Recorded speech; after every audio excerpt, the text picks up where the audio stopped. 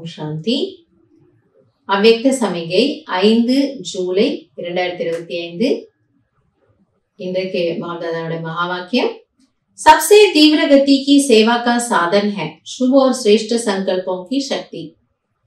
जैसे ब्रह्मा बाप श्रेष्ठ संकल्प की विधि द्वारा सेवा की वृद्धि में सदा सहयोगी है। மிக வேகமான தீவிரமான ஒரு சேவைக்கான வழி என்னவென்றால் சுபமான மற்றும் சிரேஷ்ட சங்கல்பங்களின் சக்தி. சோ அதுல 2 கண்டிஷன் இருக்கணும். நம்முடைய எண்ணம் நல்லதாகவும் இருக்கணும், உயர்ந்ததாகவும் இருக்க வேண்டும். எப்படி? பிரம்மா பாபாவினுடைய சிரேஷ்ட சங்கல்பங்கள் மூலமாக சேவையில் விருத்தி ஏற்பட்டு அவர் எப்பொழுதும் சகயோகியாக இருக்கிறார்.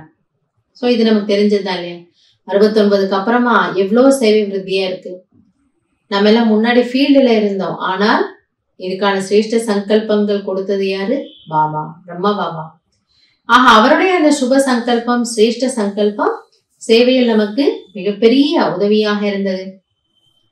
விதி தீவிர है तो वृद्धि भी तीव्र है. அவருடைய எண்ணம் ரொம்ப தீவிரமா இருந்தது, அதுல அவ்வளவு சக்தி இருந்தது. எனவே விருத்தி அடைஞ்சதும் அதுக்கப்புறம் எவ்வளோ சென்டர்ஸ் கிடுகிடுன்னு வந்தது. ஏனென்றால் விதி தீவிரமாக இருக்க போக அதனுடைய பலனும் வேகமும் தீவிரமாக இருந்தது. ஐசே ஆப் பச்சே भी श्रेष्ठ சுப சங்கல்பமே சம்பன்ன பனோ. எனவே பாபா புரிய வைக்கிறாரு, இதை போன்று குழந்தைகளாகிய நீங்களும் கூட சுபமான சிரேஷ்டமான எண்ணங்களில் நிரம்பியவராகுங்கள். அப்ப கொஞ்சம் யோசிச்சு பார்க்கலாம். ஒரு பிரம்மா பாபா இவ்வளோ பெரிய வேலை பண்ணிட்டாருன்னா, நம்ம இவ்வளோ குழந்தைங்க இருக்கோம், எல்லாரும் சேர்ந்து ஏதோ ஒரு விஷயத்துக்காக சிரேஷ்ட சங்கல்பம் வச்சோம்னா ஏன் நடக்காது?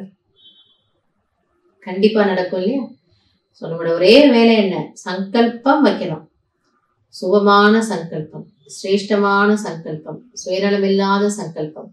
கண்டிப்பா அது சாக்காராகும். அதனால பாபா நம்மளை பழக சொல்றாரு. நீங்க எந்த சூழ்நிலையிலும் சிரேஷ்டமான சுபமான சங்கல்பத்தையே உருவாக்குங்கள். இன்னைக்கு நமக்கு இதை கேட்டுட்டோம், காலையில கவனம் வைக்கலாம்.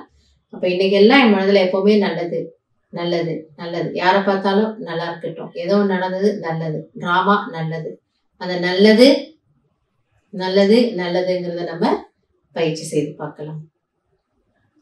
நல்லது. ஓம் சாந்தி.